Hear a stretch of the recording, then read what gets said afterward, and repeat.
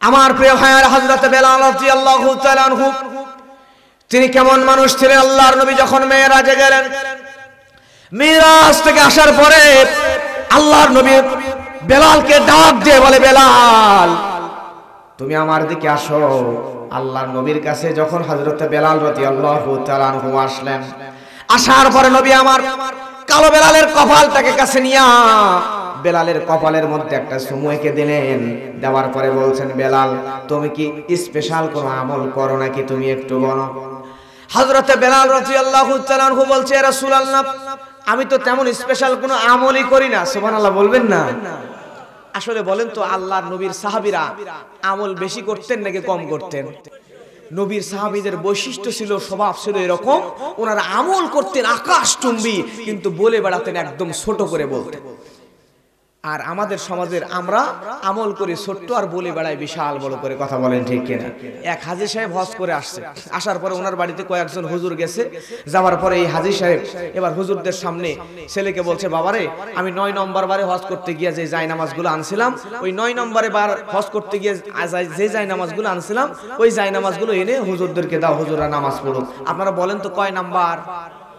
9 number. হুজুরা কি জানতে চাইছে যে কয় নাম্বার বার গেছে? আসলে উনি শোনাচ্ছে যে আমি এমন হাজী সাহেব 9 বার হজ করছি। কথা বলেন ঠিক কিনা? আমাদের স্বভাব হলো এটা, আমরা আমল করি ছোট, বলে বেড়াই বড় করে। আমাদের সমাজে এমন কিছু মানুষ আছে জীবনে একদিন হট করে তাহাজ্জুদের নামাজ পড়ছে, পড়ার পরে বাজারে যায়, চা স্টলে যায়, দোকানে যায়, যেখানেই যায় আগেই বলে তাহাজ্জুদের নামাজ পড়তে এতই মজা। মানে উনি শোনাচ্ছেন যে উনি তাহাজ্জুদের নামাজ পড়েছেন। আমাদের স্বভাব, আমরা আমল করি ছোট্ট আর বলে বেড়াই বিশাল বড় করে। কিন্তু নবীজির সাহাবীরা আমল করতেন আকাশচুম্বী, কিন্তু বলতেন একদম ক্ষুদ্র করে, একদম ছোট করে। জোরে বলবেন না সুবহানাল্লাহ? আমার প্রিয় মুসলমান ভাইয়েরা, লক্ষ্য করেন আল্লাহর নবীর সাহাবী হযরত বেলাল রাদিয়াল্লাহু তাআলা আনহু আল্লাহর নবীকে বললেন, নবী গো আমি বেলাল তো ছোট্ট আমল করি, আমি বেলাল তো তেমন কোনো আমল করি না। আল্লাহর নবী বললেন, বেলাল তুমি কোনো আমল করো কিনা, স্পেশাল কিছু আছে নাকি তুমি বলো।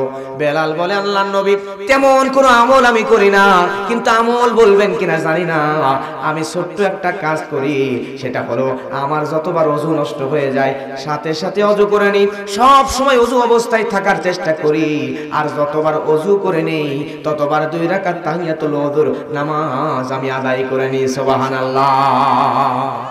আল্লাহর নবী বেলালকে কাছে নিলেন, কালো বেলালের কপালের মধ্যে চুমু এঁকে দিলেন। বেলালকে ডাক দিয়ে বলে, বেলাল তুমি শুনে নাও, শুনে নাও, তুমি এই আমলটি কোনোদিন ছেড়ে দিও না।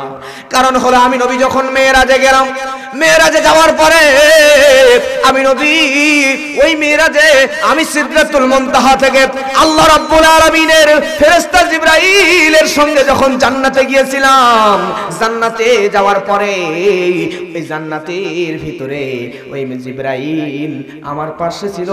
আমি ওই জান্নাতের ভিতরে কার যেন পায়ের আওয়াজ শুনতে পাই। জিবরাইলকে ডাক দিয়ে বললাম, ভাই জিবরাইল এই জান্নাতের ভিতরে কার পায়ের আওয়াজ শোনা যায়? জিবরাইল বলে, ইয়া রাসূলুল্লাহ, ইয়া হাবিব আল্লাহ নবী, এই জান্নাতের ভিতরে আপনার কালো সাহাবী বেলালের পায়ের আওয়াজ শোনা যায়। ধরে বলেন আল্লাহু আকবার। আপনারা বলেন তো, এই বেলাল নবীজি যখন মেরাজের দুনিয়াতে, বেলাল জীবিত নাকি মৃত? বেলাল তো জীবিত। নবী আশ্চর্য হয়ে গেলেন, জিবরাইলকে ডাক দিয়ে বলে, জিবরাইল বেলাল তো দুনিয়ায় জীবিত, তাহলে ওই জীবিত বেলালের পায়ের আওয়াজ জান্নাতে কেমনে শোনা যায় রে জিবরাইল? কেমনে জান্নাতে শোনা যায়? সঙ্গে সঙ্গে জিবরাইল আমিন ডাক দিয়ে বলে, আল্লাহ নবী গো এই জান্নাতের ভিতরে এই বেলালের পায়ের আওয়াজ এভাবে শোনা যায়। বেলাল দুনিয়াতে স্পেশাল কিছু আমল করে, যে আমল আল্লাহ রাব্বুল আলামিনের কাছে এত বেশি পছন্দনীয় হয়ে গিয়েছে, যার কারণে আল্লাহ রাব্বুল আলামিন বেলালের আমল পছন্দ করে বেলালের জীবিত অবস্থায় বেলালের সুরুত দিয়া জান্নাতের ভিতরে একটা ফেরেশতাকে বেলালের সুরুত দিয়া বেলালের জীবিত অবস্থায় জান্নাতের মধ্যে প্রদক্ষিণ করাচ্ছেন। জোরে বলেন সুবহানাল্লাহ। নবীজি আমার বেলালের কপালে চুমু দিলেন। দেওয়ার পরে বেলালকে বলে, বেলাল ও বেলাল তুমি বলো, তুমি বলো তুমি হয়তো জানো না, আমি নবী বলে দিলাম সকল দুনিয়ার মানুষের আগে আল্লাহ রাব্বুল আলামিন তুমি বেলালকে এই জান্নাতের ভিতরে ঢুকায় দিবেন। সুবহানাল্লাহ। বেলাল রাদিয়াল্লাহু তাআলা আনহু এবার একটু ক্লিয়ার হওয়ার জন্য আল্লাহর নবীকে বললেন, ইয়া রাসূলুল্লাহ, ইয়া হাবিবাল্লাহ, নবী গো, আপনি তো বললেন দুনিয়ার সব মানুষের আগে আমি বেলালকে আল্লাহ জান্নাতে ঢুকায় দিবে। তাহলে আল্লাহর নবী গো, আপনি একটু বলেন তো আপনার প্রিয় সাহাবী হযরতে উসমান, আপনার ডবল জামাই উসমানের আগে কি আল্লাহ আমাকে জান্নাতে দিবে নাকি? আল্লাহর নবী বললেন, বেলাল, আমার প্রিয় সাহাবী হযরত ওসমানের আগে আল্লাহ তোমাকে জান্নাতে দিয়ে দিবে। সুবহানাল্লাহ। এবার বেলাল রাদিয়াল্লাহু তাআলা আনহু আরেকটু ক্লিয়ার হওয়ার জন্য আল্লাহর নবীকে বলে, নবী আমি আর একটু ক্লিয়ার হতে চাই, আপনি তো বললেন দুনিয়ার সব মানুষের আগে আমি বেলাল জান্নাতে যাব, তাহলে আপনি নবী বলেছেন আপনার পরে কেউ নবী হবে না, আপনার পরে যদি আল্লাহ কাউকে নবী বানাতো তাহলে ওই হযরত উমরকেই তো আল্লাহ নবী বানাতো। তাহলে আল্লাহ নবী গো, আপনি বলেন তো, আপনি তো বলেছেন উমরকে আল্লাহ নবী বানাতো, আর ওমরের মতো এত সাহসী বীর তো আর একটাও নাই, ওই ওমরের এত আমল, ওই ওমরের আগে কি আল্লাহ আমি বেলালকে জান্নাতে দিবে নাকি? আল্লাহ নবী বললেন, বেলাল তুমি জেনে নাও আল্লাহ রাব্বুল আলামিন ওই ওমরের আগে তুমি বেলালকে জান্নাতে প্রবেশ করাবেন। সুবহানাল্লাহ।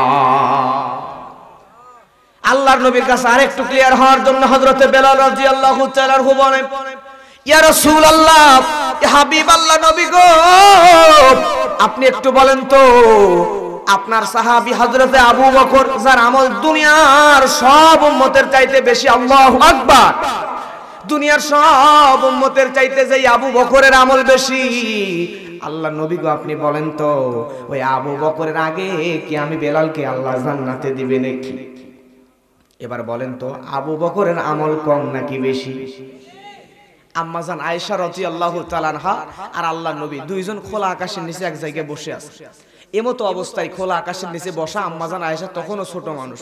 ছোট মানুষরা দেখবেন খোলা আকাশের নিচে বসলে আকাশে তারা বের হলে তারা গনে 1 2 3 4 করে, গনে কি গনে না? আম্মা জান আয়েশা আকাশে তারা গনতেছে 1 2 3 4। বলেন তো আসমানের তারা গুনে গুনে কি শেষ করা যায়? আম্মা জান আয়েশা গুনে গুনে শেষ করতে পারে নাই। আল্লাহর নবী কি শেষমেশ বলতেছে, আল্লাহর নবী এই যে আসমানের তারা এত বেশি গুনে গুনে শেষ করা যায় না, আপনি একটু বলেন তো এই আসমানের তারা সমপরিমাণ আপনার কোন সাহাবীর আমল আছে কিনা যে আমল গুনে শেষ করা যায় না? আম্মা জান আয়েশা মনে করছে আমার আব্বা তো নবীর কাছের মানুষ এবং প্রিয় সাহাবী, সবচাইতে কাছের বন্ধু, হয়তো আমার আব্বার কথাই বলবেন, মেয়ে হিসেবে বাবার প্রশংসা শুনলে একটু গর্বিত গর্বিত অনুভব হবে, এই চিন্তা করে আল্লাহর নবীকে জিজ্ঞাসা করছেন। নবী আমার বুঝতে পারছেন, পারার পরে আল্লাহর নবী সঙ্গে সঙ্গে আয়েশাকে বলতেছে, আয়েশা আসমানের তারা সমপরিমাণ যেই সাহাবীর আমল সেই সাহাবীর নাম হচ্ছে হযরত উমর। কি নাম? হযরত ওমর। এবার আয়েশার মন খারাপ, আয়েশা শুনতে যাচ্ছে আমার বাবা আবু বকরের কথা বলবে, কিন্তু নবী ওমরের কথা বললো, নবী ইচ্ছা করেই ওমরের কথা বলছে। আয়েশার মনটা খারাপ দেখে নবী বলতেছে, আয়েশা রে তুমি মন খারাপ করো না, ওই ওমরের আসমানের তারা সমপরিমাণ নেকি হলে হবে কি, তোমার বাবা আবু বকরের কথা যদি শুনতে চাও তাহলে শোনো, তামাম দুনিয়ার সব উম্মতের আমল যদি একদিকে করি, আমার সব সাহাবীদের আমল যদি একদিকে করি, এক পাল্লাই তুলে দিই, আর তোমার পিতা হযরত আবু বকরের ওই হিজরতের রাতের আমল তার একার আমল যদি আরেক পাল্লায় তুলে দেওয়া হয়, তাহলে জেনে নাও তামাম উম্মত তামাম সাহাবীর আমলের চাইতে তোমার বাবা আবু বকরের আমলের পাল্লা বেশি ভারী হয়ে যাবে। জোরে বলেন আল্লাহু আকবার। আয়েশা চিন্তা করে তাহলে সব সাহাবীর মধ্যে তো উমরও আছে, তাহলে তারা সমপরিমাণ নেকি হয়ে লাভ কি? উমরের সব আমল দিয়েও তো বাবার সমান হইতে পারবে। আমার প্রিয় ভাইয়ের হযরত আবু বকর রাদিয়াল্লাহু তাআলা আনহুর এত বেশি আমল, হযরত আবু বকর রাদিয়াল্লাহু তাআলা আনহু তিনি কি করেন, তাবুকের যুদ্ধ শুরু হয়ে গেল, আল্লাহর নবী সাহাবীদেরকে ডাক দিয়ে বললেন, সাহাবীরা রে, ও আমার সাহাবীরা, তোমরা এই মুহূর্তে তাবুকের যুদ্ধের জন্য মালগুলো এক জায়গায় জমা করো, কার কি আছে তোমরা মালগুলো এক জায়গায় দেওয়া শুরু করে নাও। আল্লাহর নবীর কথা শোনার পরে সব সাহাবীরা চলে আসলো। হযরত ওসমান রাদিয়াল্লাহু তাআলা আনহু তামাম জীবনের সব সম্পদগুলো এক জায়গায় করলো, করার পরে সব সম্পদগুলো 4টি ভাগে ভাগ করলো, করে এই 4 ভাগের একটা ভাগ তাবুকের যুদ্ধে দান করে দিল। সুবহানাল্লাহ। ওসমানের পরে আসলো হযরত ওমর রাদিয়াল্লাহু তাআলা আনহু। হযরত ওমর রাদিয়াল্লাহু তাআলা আনহু তামাম দুনিয়ার যত সম্পদ তিনি অর্জন করেছিলেন তামাম জীবনের সমস্ত অর্জিত সম্পদগুলোকে হযরত ওমর রাদিয়াল্লাহু তাআলা দুইটা ভাগে ভাগ করলেন। দুইটা ভাগে ভাগ করার পরে অর্ধেক জীবনের অর্ধেকটা সম্পত্তি সবগুলো তাবুকের যুদ্ধে দান করে দিলেন। সুবহানাল্লাহ। এরপরে তৃতীয় নম্বরে হযরত আবু বকর আসলেন। আবু বকর রাদিয়াল্লাহু তাআলা যখন আসলেন, আসার সময় আবু বকর রাদিয়াল্লাহু তাআলার থলের মধ্যে কিছু গম, একটা ভাঙা পাত্র আর একটা পুরনো কাপড় নিয়ে এসে আল্লাহর নবীর সাহাবী আবু বকর জমা দিলেন তাবুকের যুদ্ধের গনিমত মালের মধ্যে। জমা দেওয়া সাহাবীরা চিন্তা করে, ওসমান এত বড় দান করলো, আবু বকর এত বড় দান করলো, আবু ওমর এত বড় দান করলো, কিন্তু আবু বকর এত বড় সাহাবী, তার এত কম দান কেন?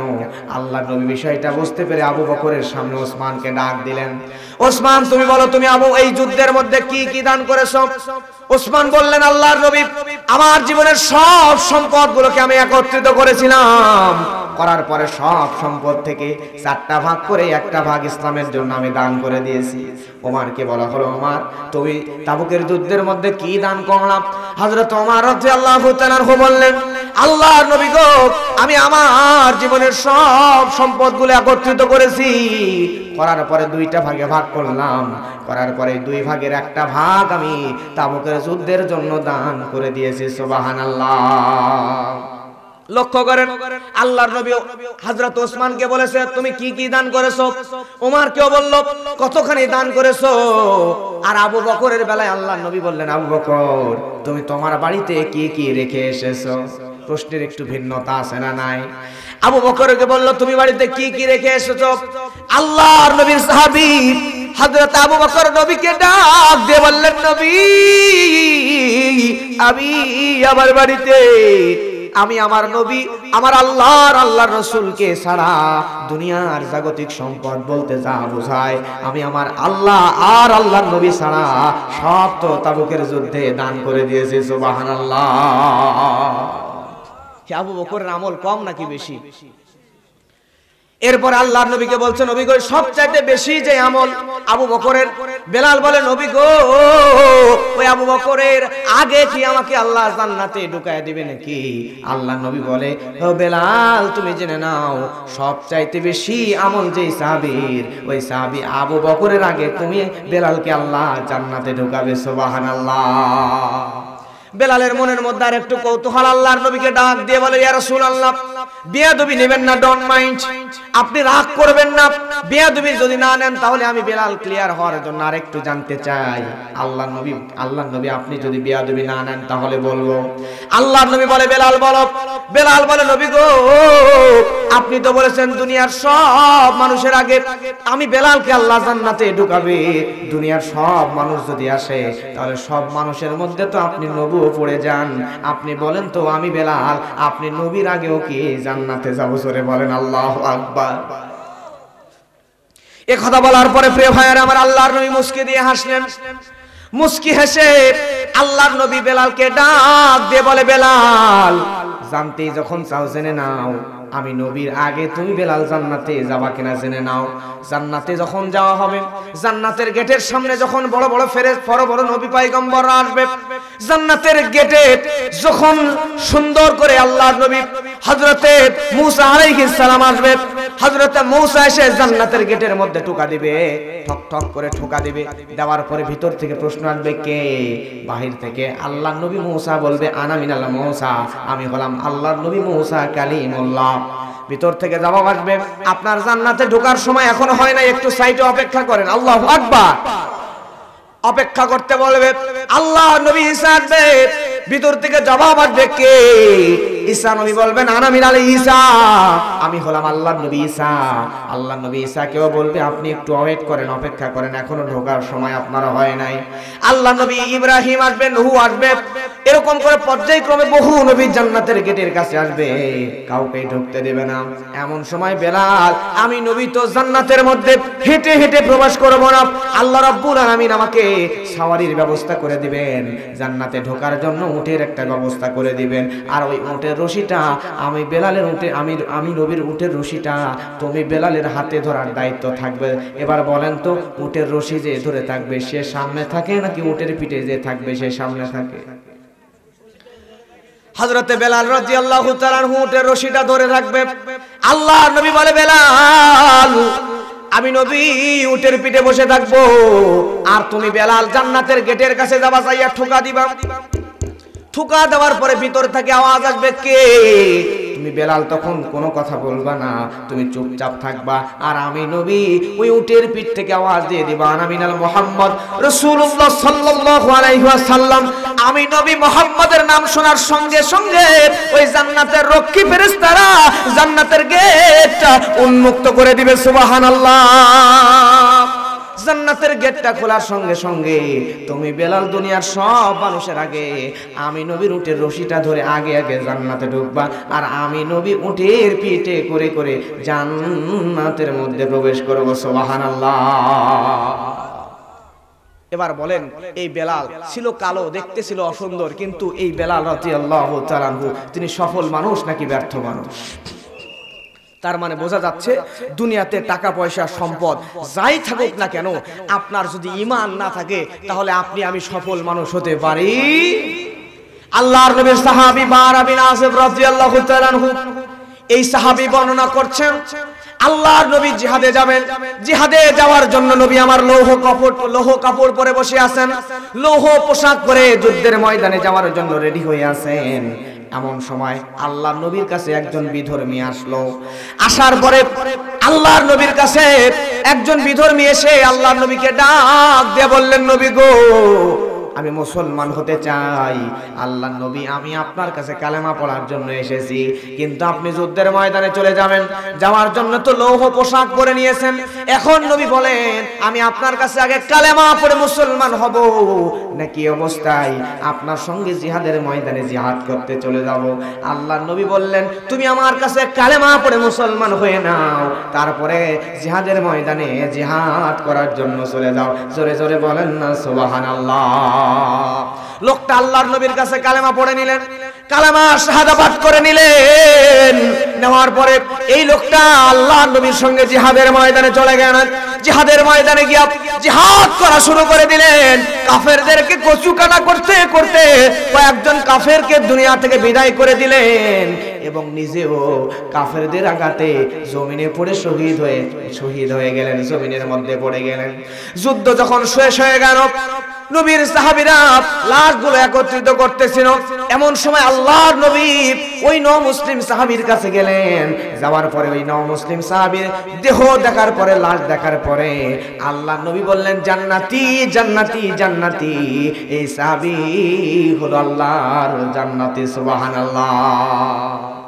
লক্ষ্য করে দেখেন, একটু আগেই কালেমা পড়ছে, এখনো সে তেমন ইসলামের কোনো ইবাদত করে না, জীবনে এক ওয়াক্ত নামাজ পড়লো না, জীবনে রোজা করলো না, জীবনে হজ করলো না, জীবনে যাকাত দিল না, জীবনে কোনো আমলই করলো না, শুধুমাত্র ঈমান আনয়ন করার পরে সর্বপ্রথম জিহাদের ময়দানে গেল। যাওয়ার পরে নবীজির সঙ্গে জিহাদ করতে করতে ইসলামের পক্ষে শহীদ হয়ে গেল। আল্লাহ নবী তাকে জান্নাতের সার্টিফিকেট দিয়ে দিল। তার মানে বোঝা যায়, প্রিয় ভাইয়েরা আমার আপনার যদি আমল কম হয়, যদি আমল আমার আপনার কম হয়, আর ঈমান যদি মজবুত হয়, তাহলে মজবুত ঈমানের কারণে আমাকে আপনাকে আল্লাহ জান্নাতে দিয়ে দিবেন। কথা বলেন ঠিক কিনা?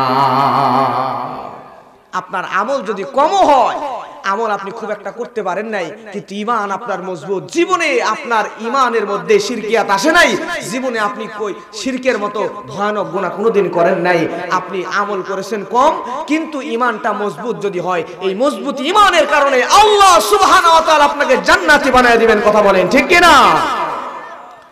তার উজ্জ্বল দৃষ্টান্ত হচ্ছে আম্মা জান খাদিজা রাদিয়াল্লাহু তাআলা আনহা। আমি কিছুদিন আগে উমরায় গিয়েছিলাম। উমরায় গিয়ে আমি ওই জাবালে নূর পর্বত, যেটা এই জাবালে নূর পর্বতের চূড়ায় উঠেছিলাম। আমি ওঠার পরে এই জাবালে নূর পর্বতের একদম চূড়ার অপোজিটে হচ্ছে হেরা গুহা, যে গুহার মধ্যে আল্লাহ রাসূল মুহাম্মদ সাল্লাল্লাহু আলাইহি ওয়াসাল্লাম ধ্যানমগ্ন ছিলেন, যেখানে জিবরাইল আলাইহিস সালাম সর্বপ্রথম কোরআনের ওহী নিয়ে আল্লাহর নবীর কাছে এসেছিলেন। ওই জায়গায় আল্লাহ সুবহানাহু ওয়া তাআলা নবী যেখানে বসেছিলেন উঠতেছিলেন, ওই জায়গায় আমি উঠেছিলাম, যাওয়ার চেষ্টা করেছিলাম। প্রিয় ভাইরা আমার, ওই জাবালে নূর পর্বতের চূড়ায় উঠতে গিয়ে আমার মতো যুবক মানুষের সময় লেগেছিল প্রায় 45 মিনিট থেকে 1 ঘন্টা। আমি নিজে অসুস্থ হয়ে যাওয়ার মতো হয়ে গিয়েছিলাম। যেই পর্বতের চূড়ায় হযরতে খাদিজা রাদিয়াল্লাহু তাআলা আনহা তিনি আল্লাহর নবীর কাছে যাইতেন, আল্লাহর নবীর কাছে বিভিন্ন কারণে গিয়ে আল্লাহর নবীকে সান্ত্বনা দিতেন, সহযোগিতা করতেন। প্রিয় ভাইরা, আল্লাহর নবীর প্রতি মহব্বত, আল্লাহর নবীর প্রতি ভালোবাসা এবং ঈমান মজবুত হওয়ার কারণে আল্লাহর নবীর স্ত্রী আম্মাজান খাদিজা রাদিয়াল্লাহু তাআলা আনহার জন্য জিবরাইল আমিন দুনিয়াতেই তার জীবদ্দশায় তিনটা সুসংবাদ দিয়ে দিয়েছেন। জোরে বলেন সুবহানাল্লাহ। আল্লাহর নবী ওই জায়গায় বসা, হেরা গুহার মধ্যে বসা, নবীজির সামনাসামনি মানুষের সুরত নিয়া ফেরেশতা জিবরাইল বসা। এমন সময় ফেরেশতা জিবরাইল আলাইহিস সালাম আল্লাহর নবীকে বলেন, ইয়া রাসূলুল্লাহ, আপনার স্ত্রী আম্মাজান খাদিজা রাদিয়াল্লাহু তাআলা আনহা হযরতে খাদিজা এই জায়গায় আসতেছে নবী গো, এই মুহূর্তে আমাকে চলে যাওয়া লাগবে, কিন্তু যাওয়ার আগে বলে দিই আল্লাহ রাব্বুল আলামিন আপনার প্রতি খাদিজার মহব্বত দেখে আল্লাহ তো বলছেন, কুল ইন কুনতুহিব্বুনাল্লাহ ফাত্তাবিউনি ইউহিব্বুকুমুল্লাহ ওয়া ইয়াগফির লাকুম যুনুবাকুম ওয়াল্লাহু গফুরুর রহিম। আল্লাহ রাব্বুল আলামিন কোরআন মাজিদের মধ্যে বলে দিয়েছেন, আমি আল্লাহকে যদি কেউ পেতে চায় তাহলে আমি নবীর যেন অনুসরণ করে, নবীকে যেন ভালোবাসে। খাদিজা আপনাকে এত ভালোবেসেছে, তার ঈমান এত মজবুত নবী গো। খাদিজার ভালোবাসা আপনার প্রতি দেখে, মহব্বত দেখে আল্লাহ রাব্বুল আলামিন ওই খাদিজার জীবদ্দশায় তার জন্য আমি জিবরাইলের মাধ্যমে 3টা সুসংবাদ পাঠাইছেন। সুবহানাল্লাহ। ইয়া রাসূলুল্লাহ, 1 নাম্বার সুসংবাদ হলো খাদিজা আসবে, আমি চলে যাব। তার আগেই বলি, 1 নাম্বার সুসংবাদ হলো খাদিজার ঈমান দেখে আল্লাহ এত খুশি হয়ে গেছে, যার কারণে আল্লাহ রাব্বুল আলামিন খাদিজার জন্য দুনিয়ার কোন মানুষকে, কোন নারীকে যেটা দেন নাই, আল্লাহ রাব্বুল আলামিন খাদিজার জন্য, স্বয়ং রাব্বুল আলামিন আমাদের পালনকর্তা আল্লাহ খাদিজার জন্য নিজে সালাম পাঠিয়েছেন। সুবহানাল্লাহ। আমার প্রিয় ভাইরা, জিবরাইল আমিন বলে, ইয়া রাসূলুল্লাহ, ইয়া হাবিবাল্লাহ, স্বয়ং আল্লাহ রাব্বুল আলামিন যেই খাদিজাকে সালাম দিয়ে দেয়, আমি জিবরাইল কেমনে সেই খাদিজাকে সালাম দেওয়ার লোভ সামলাইতে পারি গো নবী। আল্লাহ যাকে সালাম দিয়েছে, আমি জিবরাইলও ওই খাদিজাকে, ফেরেশতাদের সর্দার জিবরাইল ওই খাদিজাকে সালাম দিয়ে দিলাম। সুবহানাল্লাহ। আল্লাহর নবী গো 3 নাম্বার সুসংবাদ হলো, দুনিয়াতে আপনার স্ত্রী খাদিজা রাদিয়াল্লাহু তাআলা আনহার জন্য আল্লাহ রাব্বুল আলামিন দুনিয়ায় জীবিত অবস্থায় জান্নাতের সুসংবাদ দিয়ে দিয়েছেন। সুবহানাল্লাহ। তার মানে লক্ষ্য করেন, যেটা বোঝাইতে যাচ্ছিলাম, খাদিজা রাদিয়াল্লাহু তাআলা আনহার ইন্তেকালের পরে রোজা ফরজ হয়েছে, খাদিজা রাদিয়াল্লাহু তাআলা আনহার ইন্তেকালের পরে হজ ফরজ হয়েছে, খাদিজা রাদিয়াল্লাহু তাআলা আনহার ইন্তেকালের পরে নামাজ ফরজ হয়েছে। তার মানে হযরত খাদিজা রাদিয়াল্লাহু তাআলা আনহা জীবন দশায় ফরজ নামাজ পান নাই, জীবন দশায় ফরজ রোজা পান নাই, জীবন দশায় ফরজ হজ পান নাই, বড় বড় ইবাদত গুলো কিছুই পান নাই। তারপর আল্লাহ রাব্বুল আলামিন তার জন্য 3টা সুসংবাদ দিয়ে দিয়েছেন। আমার প্রিয় ভাইরা, তার মানে জীবদ্দশায় তেমন কোন আমল পান নাই, তেমন কোন ফরজ বড় বড় আমল পান নাই। বড় বড় ফরজ আমল না পাওয়ার পরেও হযরতে খাদিজা রাদিয়াল্লাহু তাআলা আনহাকে আল্লাহ রাব্বুল আলামিন এত ভালোবেসেছেন, তার জীবদ্দশায় তাকে বড় বড় 3টা সুসংবাদ দান করেছেন। আমার ভাইরা, অ্যাটেনশন প্লিজ, এদিকে নজর দেন। প্রিয় মুসলমান ভাইরা, আল্লাহর নবীর স্ত্রী হযরতে খাদিজা রাদিয়াল্লাহু তাআলা আনহা আমল কিন্তু তাহলে ফরজ আমল, বড় বড় আমল তেমন পান নাই, কিন্তু আল্লাহ রাব্বুল আলামিন তাকে এত বেশি সম্মান দিয়েছেন, মৃত্যুর আগে তিনি 3টা সুসংবাদ পেয়ে গিয়েছেন। আর এইদিকে আব্দুল্লাহ বিন উবাই, এই আব্দুল্লাহ বিন উবাই নবীজির সঙ্গে থেকেছে, আল্লাহর নবীর সঙ্গে থেকেছে, নবীজির সাথে থেকেছে, সে বড় বড় আমলও করেছে, কিন্তু তার ঈমানের মধ্যে ভেজাল থাকার কারণে ইন্নাল মুনাফিকিনা ফিদ দারকিল আসফালি মিনান নার, মুনাফিকি থাকার কারণে আল্লাহ রাব্বুল আলামিন বলে ওই মুনাফিকের স্থান হবে শুধু জাহান্নামে নয়, জাহান্নামের সর্বনিম্ন স্তরে। জোরে বলেন আল্লাহু আকবার।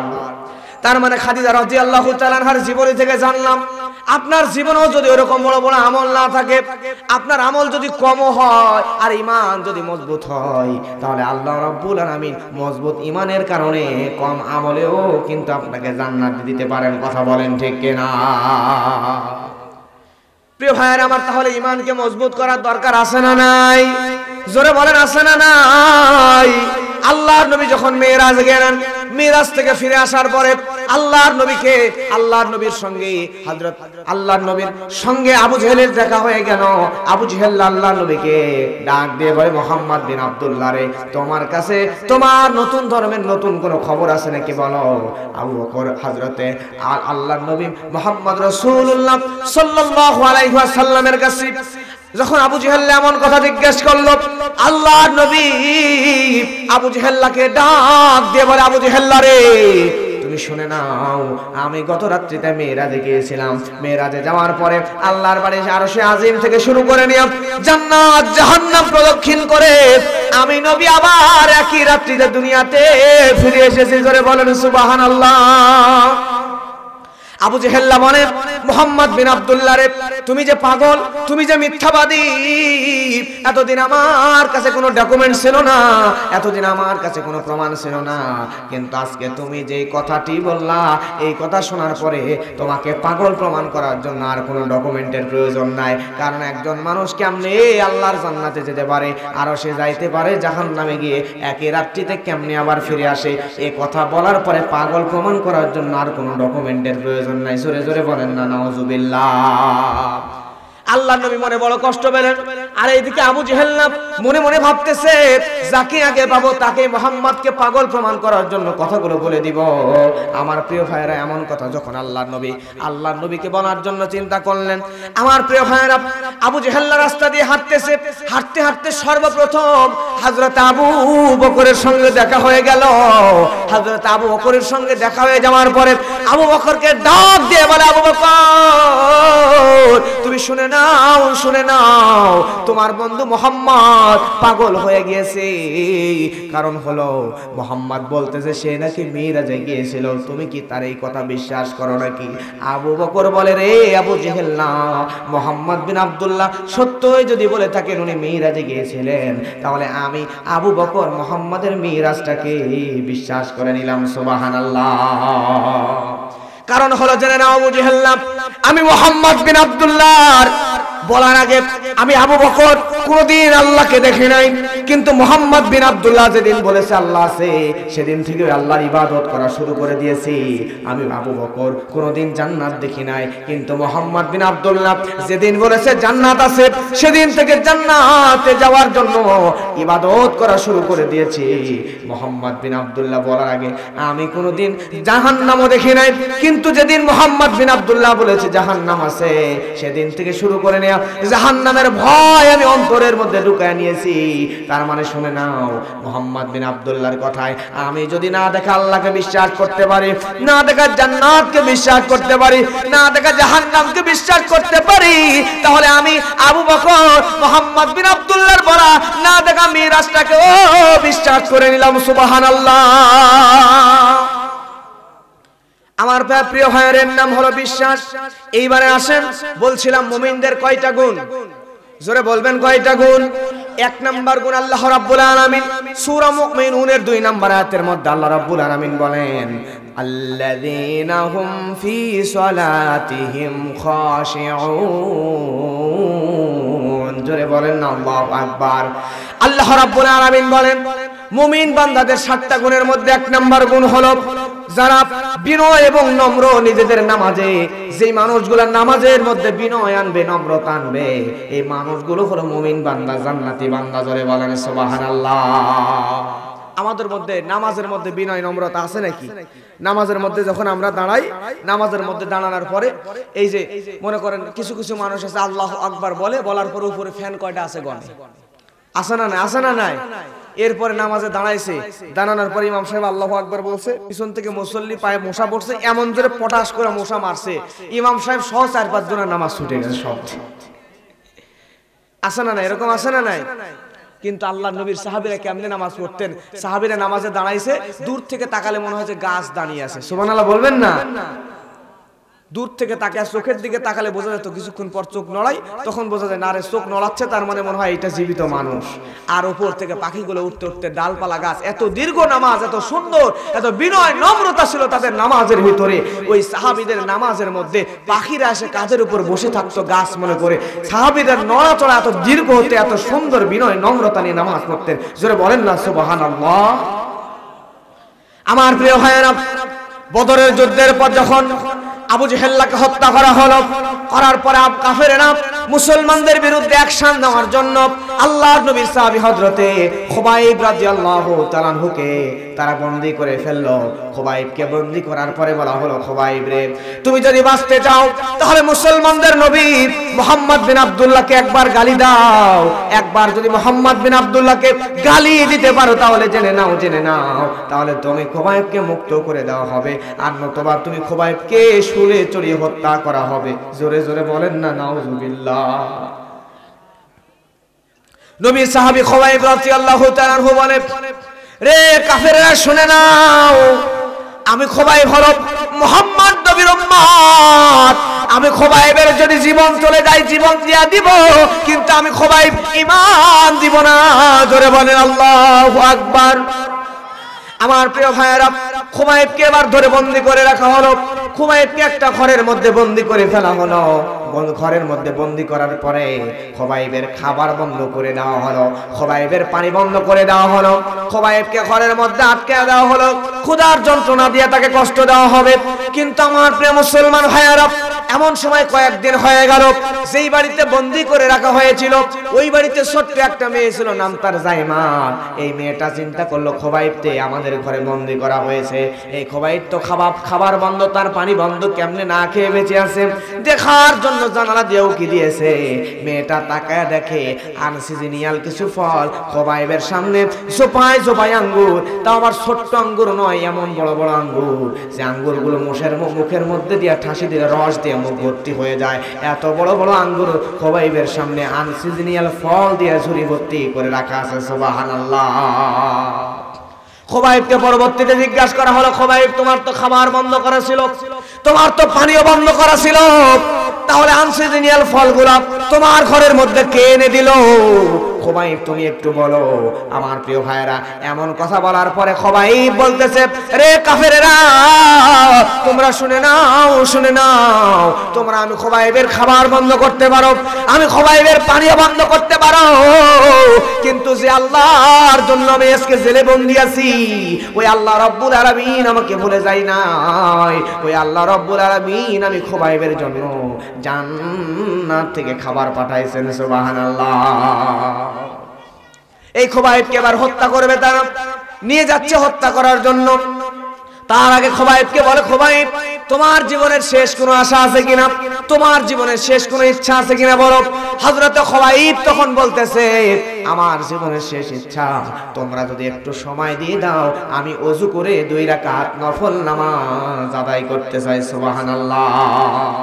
আমাদেরকে মৃত্যুর আগে যদি শেষ ইচ্ছা জিজ্ঞেস করা হয়, আমরা বলবো ওই ঢাকার বিরিয়ানি, কাচ্চি বিরিয়ানি খুব পছন্দ করি, ওইটা এনে দাও। কেউ বলবে আমার স্ত্রীর সঙ্গে দেখা করব, কেউ বলবে সন্তানের সঙ্গে, মায়ের সঙ্গে দেখা করব, এমন ইচ্ছা আমরা পোষণ করব। কিন্তু খুবাইব রাদিয়াল্লাহু তাআলা আনহু, আল্লাহর নবীর সাহাবী, সে বলছে জীবনের শেষ ইচ্ছা হলো আমাকে ওযু বানায় 2 রাকাত নফল নামাজ আদায় করার সুযোগ দাও। জোরে বলেন না আল্লাহু আকবার। আমার ভাইয়েরা, খুবাইবকে নামাজের সুযোগ করে দেওয়া হলো।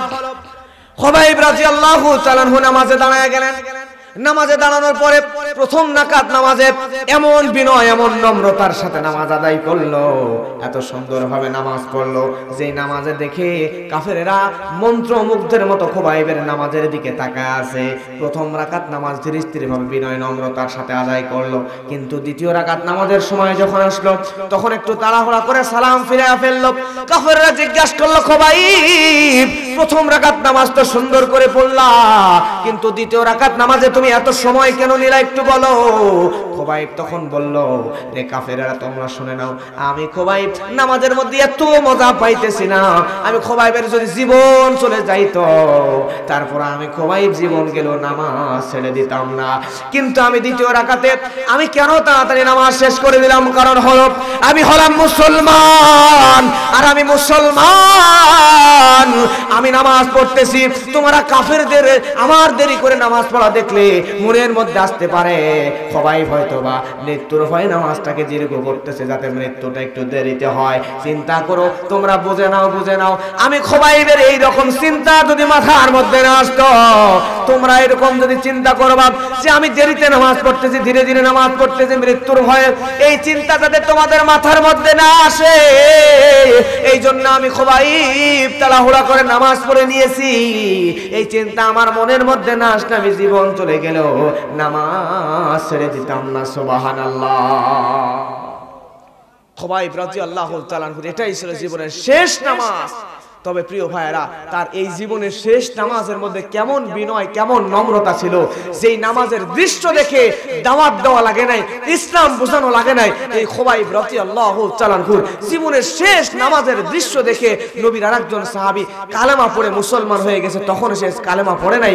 নামাজের দৃশ্য দেখেই সাইদ ইবনে আমির আল জুমাহি রাদিয়াল্লাহু তাআলা আনহু নবীজির কাছে গিয়ে কালেমা পড়ে মুসলমান হয়ে গেছে। সুবহানাল্লাহ। নামাজের মধ্যে এমন বিনয়, এমন নম্রতা আনার দরকার। জোরে বলেন, আছে না নাই? তাহলে নামাজের মধ্যে বিনয় নম্রতা আনতে হবে, মুমিনের 1 নাম্বার গুণ। 2 নাম্বার গুণ হলো আল্লাহ রাব্বুল আলামিন বলেন ওয়াল্লাযীনা হুম আনিল লাগবি মুরিদুন। আল্লাহু আকবার। আমার প্রিয় ভাইয়েরা, মুমিন বান্দাদের 2 নাম্বার গুণ হলো মুমিন বান্দারা অপ্রয়োজনীয় কোনো কাজ করবে না, মুমিন বান্দারা আজে বাজে কাজ করবে না, অসার কোনো কার্যকলাপ করবে না। কিন্তু আমাদের সমাজে মুমিন বান্দা আমরা যারা দাবি করতেছি তারাও সবচাইতে বেশি অপ্রয়োজনীয় কাজ কারবার কথাবার্তা বলি। কথা বলেন ঠিক কিনা? আমি চাঁপাইনবাবগঞ্জে এক মাহফিলে যাচ্ছিলাম, যাওয়ার সময় ভাবলাম একটা স্টলে বসে চা খেয়ে তারপরে মাহফিলে যাই। স্টলের মধ্যে যখন ঢুকলাম, ঢোকার পরে দেখলাম কিছু মুরব্বী, কিছু লোকজন বসে আছে, ওদের মধ্যে একজন মুরব্বী কথা বলতেছে, কিন্তু কথা বলে কথার মধ্যে বারবার গালি দেয়। প্রয়োজন নাই গালি দেওয়ার, কিন্তু যে কথাই বলতেছে সে কথার মধ্যে গালি দিচ্ছে। এমন মানুষ সমাজে আছে না নাই? লাস্টে আমি বিরক্ত হয়ে বের হয়ে চলে আসলাম, বসে থাকতেই পারলাম না, শুধু কথায় কথায় মুখ খারাপ করতেছে, মানে অশ্লীল কথা বলে বলে গালি দিচ্ছে, প্রয়োজন নেই তারপরেও গালি দিচ্ছে। আমি বের হয়ে আসলাম আর মনে মনে ভাবলাম, বাংলাদেশ থেকে যদি কাউরে গালির উপরে নোবেল প্রাইজ দেওয়া হতো তাহলে স্টলের ওই লোকটারে মনে দেওয়া হতো, এত গালি দিতে পারে। প্রিয় ভাইরা, আমি বলি যখনই সময় পাবেন, আল্লাহ তো বলছেন ওয়াল্লাযীনা হুম আনিল লাগবি মুরিদুন, যারা অসার কার্যকলাপ থেকে, অপ্রয়োজনীয় কথাবার্তা থেকে বিরত থাকে তারাই হলো মুমিন বান্দা, তারাই হলো জান্নাতি বান্দা। তাহলে মুরব্বী, আপনি যখন সময় পাবেন, আপনি সময় পেলেই চায়ের স্টলে বসবেন, বসে যাকেই সামনে পাবেন তার সামনে 2-1 হাদিস, কোরআন, ইসলামের 2-1 কথা বলে দেন। আর যদি না পারেন তাহলে ওইখানে না বসে আপনি কোথায় বসবেন? বাসার মধ্যে বসে কোরআন তেলাওয়াত করেন, অথবা সুবহানাল্লাহ, আল্লাহু আকবার, আস্তাগফিরুল্লাহ, আলহামদুলিল্লাহ জিকির সব সময় করেন, এটাই আপনার জন্য উত্তম হবে। কথা বলেন ঠিক কিনা? আর যুবক ভাই আছে আমাদের সমাজে, কিছু যুবক এই যে স্মার্টফোন আছে, স্মার্টফোন হাতের মধ্যে নিয়ে গুলি কর মোল্লাম মোল্লাম মোল্লাম মোল্লাম মোল্লাম, আসে না নাই? আসে না নাই? আমি আশ্চর্য হয়ে গেলাম, পাবনার এক যুবক দেখলাম পায়ের মধ্যে অনলাইন যারা ব্যবহার করেন, ফেসবুক, ইউটিউব ব্যবহার করেন, তারা হয়তো জানেন যে পায়ের মধ্যে লোহার শিকল দিয়া গাছের সাথে বেঁধে রাখছে একটা যুবক ছেলেকে, পায়ের হাতের মধ্যে একটা পন্সের স্যান্ডেল নিয়ে বলতেছে গুলি কর মোল্লাম মোল্লাম মোল্লাম মোল্লাম। আমি চিন্তা করি এমন করে কেন? পরে খোঁজ খবর নিয়ে দেখলাম এই ছেলেটা পাবজি না ফ্রি ফায়ার না কি জানি বলে, এমন একটা গেমস খেলতে, গেমসে প্রচুর আসক্তি ছিল। এই আসক্তওয়ালা যুবককে তার কাছ থেকে মোবাইল নিয়ে নিছে বা এরকম কিছু একটা হয়ে গেছে, শেষ পর্যন্ত গেমসের মধ্যে এমন আসক্ত হয়ে পড়ছিল, গেমস না পেয়ে সে মানসিকভাবে ভারসাম্য হারায় ফেলে, বিকারগ্রস্ত হয়ে মানসিক পাগল হয়ে গেছে, মানসিকভাবে অসুস্থ হয়ে এখন সে পাগল হয়ে গেছে। জুতা নিয়েও কয় গুলি করে মোল্লাম মোল্লাম। যুবকদেরকে বলবো, যুবক, সময় পেলে তুমি মোবাইলে অপ্রয়োজনীয় সময় নষ্ট করো না। আজকে সময় পেলে তুমি মেয়েদের পিছনে দৌড়াও না, সুন্দরী মেয়ের পিছনে দৌড়াচ্ছ, তুমি চিন্তা করে দেখো, আজকে তুমি যেই সুন্দরী মেয়ের পিছনে দৌড়ায় তোমার জীবনটাকে শেষ করে দিচ্ছ, তুমি এটা ভুল করতেছো।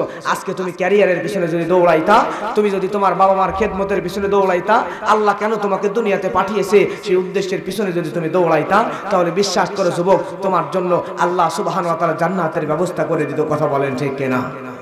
যুবক, তুমি আজকে সুন্দরী নারীর পিছনে দৌড়াবা, বিশ্বাস করো তুমি যতই দৌড়াও তুমি সুন্দরী নারীর পিছনে দৌড়ায় সুন্দরী নারীকে তুমি পাবা না, বরঞ্চ সে তোমার কাছ থেকে অন্যদিকে দৌড়াইতে থাকবে। তুমি তার পিছনে না দৌড়াইয়া তুমি তোমার ক্যারিয়ারের পিছনে দৌড়াও, তুমি তোমার আল্লাহর ইবাদতের পিছনে দৌড়াও, তুমি তোমার বাবা মার খেদমতের পিছনে দৌড়াও, তাহলে দেখবা যুবক, সেই মেয়ের পিছনে দৌড়াইতে গিয়া তুমি তোমার সময় নষ্ট করবা। তার পিছনে না দৌড়াইয়া ক্যারিয়ারের পিছনে যদি দৌড়াও, ইবাদতের পিছনে যদি দৌড়াও, তাহলে ওই নারীকে ওই নারীর 14 গোষ্ঠী বাপ মা সহ তোমার পিছনে দৌড়াবে একদিন। জোরে বলেন ঠিক কিনা?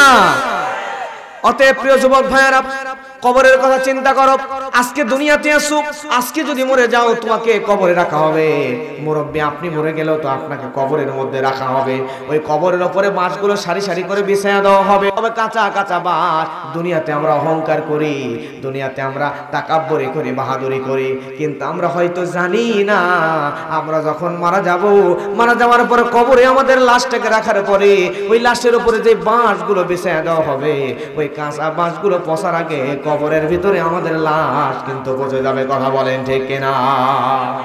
কবরের ওই বাঁশ পচার আগে তোমার লাশ পচে যাবে। কিসের এত অহংকার? প্রিয় যুবক ভাইয়েরা, কবরের মধ্যে যখন তোমাকে রাখা হবে, কবরের ডান দিকের মাটি তোমাকে চাপ দিয়া দিবে, বাম দিকের মাটি চাপ দিয়া দিবে। তোমার পেটটা ফুটবলের মতো বড় হতে হতে ঠাস করে তোমার পেটটা ফেটে যাবে। তাহলে তোমার কিসের এত অহংকার? সময় কি এখনো হসে হয় নাই? কোরআনের দিকে ফিরে আসো, কোরআনের দিকে ফিরে আসো, ইসলামের দিকে ফিরে আসো, দ্বীনের দিকে ফিরে আসো। তাহলে তোমার জন্য শান্তি, মুক্তি, জান্নাত অপেক্ষা করছে। কথা বলেন ঠিক কিনা? আর আমাদের মায়েরা, আল্লাহ বলছেন অপ্রয়োজনীয় কথা কাজ কারবার থেকে বিরত থাকার জন্য। যারা থাকবে তারাই জান্নাতি। কিন্তু আমাদের সমাজে কিছু নারীও আছে যাদের কথা না বললেই নয়। 3 জন মহিলা যদি এক জায়গায় হয়, তাহলে ওই জায়গায় বিবিসি নিউজ চলে আসে, আমেরিকার খবর ওই জায়গায় পাওয়া যায়। কথা বলেন ঠিক কিনা? কে কার বউ নিয়ে পালায় গেছে, কার সাথে কার প্রেম ভালোবাসা আছে, কার মেয়ের সাথে কার প্রেম আছে, যত দুনিয়ার গল্প 3 জন নারী এক জায়গায় হলে ওই জায়গায় আপনি পাবেন। আমার প্রিয় মুসলমান ভাইরা, এই হলো অবস্থা। প্রিয় ভাইরা, লক্ষ্য করেন, এটাই হলো অবস্থা। এই জন্য আল্লাহ বলছেন ওয়াল্লাযীনা হুম আনিল লাগবি মুরিদুন। জোরে বলেন আল্লাহু আকবার। মুমিন বান্দা যদি হও, 2 নাম্বার গুণ হলো অহেতুক কথা কাজ কারবার থেকে দূরে থাকা। তুমি যদি অপ্রয়োজনীয় অহেতুক কাজ কারবার থেকে দূরে থাকতে পারো যুবক মুরব্বী মায়েরা, তাহলে আল্লাহ রাব্বুল আলামিন, আল্লাহর নবীও বলেন আল্লাহ রাব্বুল আলামিন আপনাকে জান্নাতে দিয়ে দিবেন, গ্যারান্টি দিয়ে দিয়েছেন আল্লাহর নবী। জোরে জোরে বলেন না সুবহানাল্লাহ। 3 নম্বরে আল্লাহ রাব্বুল আলামিন বলেন ওয়াল্লাযীনা হুম লিয-যাকাতি ফাঈলুন। জোরে বলেন না আল্লাহু আকবার। আমার প্রিয় ভাইরা, লক্ষ্য করেন, আল্লাহ রাব্বুল আলামিন বলেন যারা যাকাত দানে সক্রিয়, তার মানে দুনিয়ার মধ্যে যেই বান্দাগুলা যাকাত প্রদান করবে, এই বান্দাগুলা জান্নাতে যাবেন বলছেন। জোরে বলেন কে? আল্লাহ। মুমিন বান্দা তারা যাকাত দিবে যারা। কিন্তু আমাদের সমাজে সুদ ভিত্তিক অর্থনীতি চালু হয়ে গিয়েছে। যাকাত ভিত্তিক অর্থনীতিতে দূরে থাক। সামাজিক ভাবে মানুষ যাকাত দিতে চায় না, কৃপণতা করে। কথা বলেন ঠিক কিনা? আজকে আমার দেশে যদি সঠিকভাবে যাকাত আদায় করা হতো, তাহলে একটা ফকির খুঁজে পাওয়া যেত না। কথা বলেন ঠিক কিনা? আমার দেশের কিছু নেতা টেলিভিশনের টকশোর সামনে বসে বড় বড় গল্প দেয়, বিশাল বড় বড় করে বলে আমাদের বাংলাদেশে কোনো ফকিরই নাই। এরকম নেতা আছে না নাই? কিছুদিন আগে এক নেতা বলল আমার দেশে কোনো ফকিরই নাই। এই লোকের কথা ঠিকই আছে, কারণ আমি গবেষণা করে দেখলাম এই বড় বড় নেতারা এরা তো সবসময় বিমানে চলাফেরা করে, ইয়ারে চলাফেরা করে, বিমানে এক দেশ থেকে আরেক দেশে যায়। তো এখন আমি আল্লাহ সুবহানাহু ওয়া তাআলা আমাকে কয়েকটা দেশে নিছে। আমি যশোর বিমানবন্দরে গেলাম, এরপরে ঢাকা শাহজালাল আন্তর্জাতিক এয়ারপোর্টে গেলাম, ভারতের দমদম এয়ারপোর্টে গেলাম, দুবাইয়ের সারদা এয়ারপোর্টে গেলাম, এরপর সৌদি আরবের জেদ্দা বিমানবন্দরে গেলাম, এরপরে মদিনা বিমানবন্দরে গেলাম। এতগুলো বিমানবন্দরে আমি গেলাম, একটা জিনিস দেখলাম, বিমানবন্দরে সবই আছে, কোনো ফকির নাই, কোনো ফকির নাই। কারণ ফকিরদের জন্য নো এন্ট্রি, ঢুকতেই দিবে না। তাহলে বিমান দিয়ে যারা সবসময় যাতায়াত করে তারা কি ফকির দেখতে পাবে? ফকির দেখতে পাবে না। প্রিয় ভাইরা, আমি বলি যেই নেতা বলে বাংলাদেশে ফকির নাই, ওই নেতারে একবার রেল স্টেশনে অথবা বাস স্ট্যান্ডে নিয়ে যাওয়া লাগবে। আমি তো মনে করি বাংলাদেশের একটা ট্রেনে, একটা লোকাল ট্রেনে যদি কোনো লোক 1 বস্তা টাকা পয়সা নিয়ে ওঠে, 1 বস্তা খুচরা টাকা নিয়ে ওঠে, একটা লোকাল ট্রেনই মনে হয় শেষ হয়ে যাবে। এত ফকির বাংলাদেশ, কিন্তু তারা আজকে ফকির দেখতে পায় না। দেখতে পাবে কেমন করে? আমার দেশের কিছু ভণ্ড নেতা যারা বাংলাদেশের মানুষের রক্ত ঘামানো টাকাগুলো বিদেশে পাচার করে নিজের পকেট ভারী করে বাংলাদেশের মানুষদের রক্ত আরো চুষে চুষে খাচ্ছে, ধরে বলেন ঠিক কিনা? আমার প্রিয় ভাইরা, কিন্তু আজকে যদি যাকাত ঠিকভাবে মানুষ দিত তাহলে একটা ফকির খুঁজে পাওয়া যেত না। আল্লাহ এর জন্যই বলছেন যারা যাকাত দানে সক্রিয় তারা হলো মুমিন বান্দা। আল্লাহর নবী হযরতে মূসা আলাইহিস সালাম, এই মূসার উম্মত হলো কারুন। কারুনের কাছে গিয়া মূসা নবী বলতেছে, কারুন তোমাকে যাকাত দেওয়া লাগবে। কারুনের এত বেশি সম্পদ প্রিয় ভাইরা আমার, এত বেশি সম্পদ কারুনের, যে সম্পদওয়ালা কারুন ডাইরেক্ট আল্লাহ রাব্বুল আলামিনের নবী মূসাকে বলল, মূসা তোমার যাকাত লাগবে, আমি যাকাত দিব, অসুবিধা নাই, আমার কাছে এসে যাকাত নিয়ে তুমি যাবা। আল্লাহ নবী মূসা কারুনের সব সম্পদ, শুধুমাত্র পশু যেগুলো আছে, গরু ছাগল দুম্বা ভেড়া, এগুলার যাকাতের হিসাব করে দেখে এই শুধুমাত্র পশুর যাকাতই হচ্ছে কয়েক লক্ষ। আল্লাহু আকবার বলবেন না? কারণ দেখে পশুর যাকাতে কয়েক লক্ষ। কারণের সম্পদের বর্ণনা দিতে গিয়া মুফাসসিরগণ বলছেন তার যে সম্পদগুলো ছিল, এই সম্পদগুলো যে ঘরে যেই আপনার হচ্ছে এই সিন্ধুকের মধ্যে ছিল, যে বাক্সে ছিল, এই বাক্সগুলোতে যে তালা দেওয়া ছিল, তালার চাবিগুলো বহন করার জন্য কয়েকশো উট লাগতো। আল্লাহু আকবার বলবেন না?